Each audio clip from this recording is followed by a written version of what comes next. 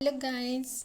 आज मैं आपको JKSSB में जो हमारा सिलेबस है SI और FAA का, उसमें जो इंटरनेशनल ऑर्गेनाइजेशंस है उसमें मैं फ़र्स्ट आपको इंटरनेशनल ऑर्गेनाइजेशन के बारे में बताना चाहती हूँ, जो कि है यूनाइटेड नेशन। अब यूनाइटेड नेशन के फॉर्मेशन से पहले आपको ये जानना बहुत ही ज़रूरी है कि यूनाइटेड नेशन से पहले कौन सी ऑर्गेनाइजेशन थी जो फेल हो चुकी थी, उसके बाद इसका सक्सेसर यूनाइटेड नेशन आया है। During first world war and second first world war ही उस टाइम पे लोगों ने एक ऑर्गेनाइजेशन बनाई थी जिसको हम लीग ऑफ नेशन बोलते हैं। ठीक है, जो लीग ऑफ नेशन थी वो 1920 में आई थी। ठीक है, अब जब वो 1920 में आई थी तो उसमें पीस, सिक्योरिटी, स्टेबिलिटी की बातें करी गई थी कि हमें इंटरनेशनली पीस रखना है, हमें एक दूसरे की कंट्री की बॉर्डर को, टेरिटरी को सिक्योर करना है। बट ऐसा नहीं हुआ। जैसे ही second world war broke out हुआ 39 में, तो वो जो लीग ऑफ नेशन थी वो वहीं पे फेल हो गई। 1945 आते आते सभी जो कंट्रीज़ थी उन्होंने मिलके एक ऑर्गेनाइजेशन बनाई जिसको हम यूनाइटेड नेशन ऑर्गेनाइजेशन बोलते हैं, जो कि 24 अक्टूबर 1945 में ही फॉर्म हुई थी। सारी कंट्रीज़ ने उसे उसी टाइम रेटिफाई कर दिया था। UN और जो ये ऑर्गेनाइजेशन है ये रेटिफाई कहाँ हुई थी? सैन फ्रांसिस्को में हुई थी, और उस टाइम उसके मेंबर्स कितने थे? 51 मेंबर नेशन थे। इसमें इस बात इम्पॉर्टेंट जानने की ये है कि जब इंडिया ने इंडिपेंडेंट अचीव भी नहीं किया था, फिर भी वो उसकी फाउंडिंग मेंबर बन चुकी थी। और कब बनी थी? 30 अक्टूबर 1945 में। कभी कभी हम ऐसे कंफ्यूज हो जाते हैं, मे बी इंडिया बाद में बनी हो UN का पार्ट, बट ऐसा नहीं है। इंडिया उसका पार्ट 30 अक्टूबर 1945 यानी कि बिफोर इंडिपेंडेंट ही उसका पार्ट बन चुकी थी। ठीक है, हमें एक इम्पॉर्टेंट बात और जानना ज़रूरी है कि जो यूनाइटेड नेशन ऑर्गेनाइजेशन बनी उसकी शुरुआत कहाँ से हुई थी? उसकी शुरुआत डमबर्टन ओक्स कॉन्फ्रेंस के दौरान हुई थी। जो कॉन्फ्रेंस कहाँ हुई थी? वाशिंगटन DC में हुई थी। इस पूरे यूनाइटेड नेशन के चार्टर में कितने चैप्टर्स हैं? 19 चैप्टर्स हैं एंड 111 आर्टिकल्स हैं। ये क्या एम करती है? कि हमें पीस एंड स्टेबिलिटी रखनी है। इम्पॉर्टेंट बात एक और है कि हमें चैप्टर 5 जो 6 है वो डील किससे करता है? It deal with the Pacific settlement dispute.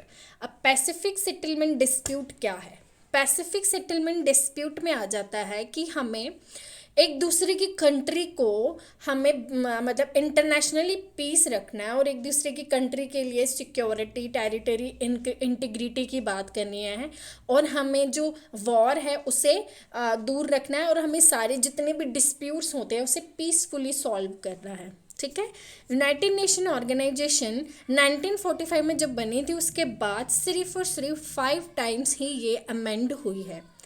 इसके अमेंडिंग आर्टिकल्स कौन से हैं? 108 एंड 109 जो आर्टिकल्स हैं, it is related to the amendment of the UN charter. Organs कितने हैं यूनाइटेड नेशन के? यूनाइटेड नेशन की टोटल ऑर्गन्स हैं 6। जैसे UNGA, United Nation General Assembly, इसको वर्ल्ड पार्लियामेंट भी कहा जाता है। इसके हेडक्वार्टर्स कहाँ है? न्यूयॉर्क। और इसमें ये चीज़ जानना भी ज़रूरी है कि जो भी इसकी मीटिंग होती है तो वो होती कब है? सितंबर के महीने में, और हर थर्ड ट्यूसडे पे। जो भी पहला ट्यूसडे आएगा, मतलब थर्ड ट्यूसडे आएगा सितंबर के महीने में, उसमें ओंगा की मीटिंग होती है। सेकेंड है security council. Security council power house of the United nation भी बोला जाता है। इसके टोटल मेंबर है 20। तो 15 जो मेंबर्स हैं वो उसके नॉन परमानेंट मेंबर्स होते हैं, और 5 जो होते हैं वो परमानेंट मेंबर होते हैं। इन परमानेंट मेंबर्स को SP5 भी बोला जाता है। अब जो 10 नॉन परमानेंट मेंबर हैं उन्हें इलेक्ट कौन करेगा? उन्हें इलेक्ट करेगी ओंगा, यानी कि United Nation General Assembly, by 2/3 majority. यानी कि जितने भी टोटल मेंबर्स होते हैं ओंगा के, उसमें से 2/3 मेजॉरिटी से 10 मेंबर्स को चुना जाएगा। अब ये जो 10 मेंबर्स हैं ये कितने टर्म के लिए चुने जाते हैं? 2 साल के लिए चुने जाते हैं, और इनका हेडक्वार्टर्स कहाँ पे है? न्यूयॉर्क में है। अब जो P5 मेंबर्स हैं कौन कौन से हैं? China, UK, US and Russia. एक चीज़ नोट करने की ये है कि चाइना इसका परमानेंट मेंबर बना कब था? तो इसका चाइना परमानेंट मेंबर बना था 1971 में। 1971 में ये इसका परमानेंट मेंबर बन चुका था। थर्ड आता है इकोसोक, यानी कि इकोनॉमिक एंड सोशल काउंसिल। इसमें कितने मेंबर्स होते हैं? 54 मेंबर्स होते हैं जो कि उंगा के द्वारा चुने जाते हैं। अब कितने साल के लिए चुने जाते हैं? 3 साल के लिए चुने जाते हैं। 1/3 मेंबर जो है ये हर साल रिटायर होता है। 1/3 मेंबर उंगा से हर साल रिटायर होके उसकी प्लेस पे, उसकी जगह नए मेंबर्स को इलेक्ट किया जाता है। अब जो ये है इकोसॉक है, ये करती क्या है? ये सारे इकोनॉमिक या सोशल प्रॉब्लम जो कि वर्ल्ड के रिलेटेड हो, जैसे किसी कंट्री के रिलेटेड हो, उसको सॉल्व करने में मदद करती है। फोर्थ आती है टर्शिप काउंसिल। टर्शिप काउंसिल जो है इसमें सिक्योरिटी काउंसिल के परमानेंट मेंबर्स होते हैं, और टर्शिप काउंसिल जो है ये सस्पेंड कर दी गई थी 1994 में।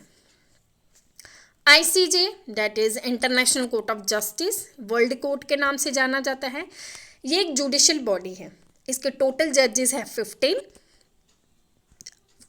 1/3 जज जो है रिटायर हो जाता है हर 3 साल के बाद।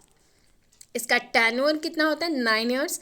एंड इसके हेडक्वार्टर्स कहाँ पे? हेग, नेदरलैंड में। 6 आता है यूएन सेक्रेटरीट। यूएन सेक्रेटरीट करता क्या है? जितने भी डिसीजन यूएन ऑर्गेनाइजेशन ने लिए हुए हैं, ठीक है, वो सबको देखता है, ठीक है, वो सबको इम्प्लीमेंट करता है। और इसके टोटल मेंबर कितने हैं? 4300। और ये इंटरनेशनल सिविल सर्वेंट्स यानी कि जितने भी IAS ऑफिसर्स होते हैं इंटरनेशनली, यानी कि हर एक कंट्री के IAS ऑफिसर जो होते हैं वो इसके मेंबर्स होते हैं। और इसके हेडक्वार्टर्स कहाँ पे हैं? न्यूयॉर्क में। एक और बहुत ही इंपॉर्टेंट है इंटरनेशनल क्रिमिनल कोड, ठीक है। ये एक गवर्नमेंटल ऑर्गेनाइजेशन है। ये यूनाइटेड नेशन का पार्ट नहीं है, बट ये हमारे लिए इम्पॉर्टेंट है क्योंकि ये भी हमारे वर्ल्ड का हिस्सा है, इंटरनेशनली हिस्सा है, ठीक है। ये अडॉप्ट कब कर दी गई थी? 17 जुलाई 1998 में। और फोर्स में कब आई थी? 1 जुलाई 2002 में। इसमें टोटल मेंबर्स कितने होते हैं? 123। और इसके हेडक्वार्टर्स कहाँ हैं? Netherland, Hague, Netherland. Hope you like this video. अगर आप इसको लाइक करते हैं, आपको ये पसंद आई हो तो please do like and share my video. Thank you. And आप चाहते हैं कि और वीडियोस बने तो प्लीज़ मुझे कमेंट सेक्शन में बता दीजिए। Okay, thank you so much.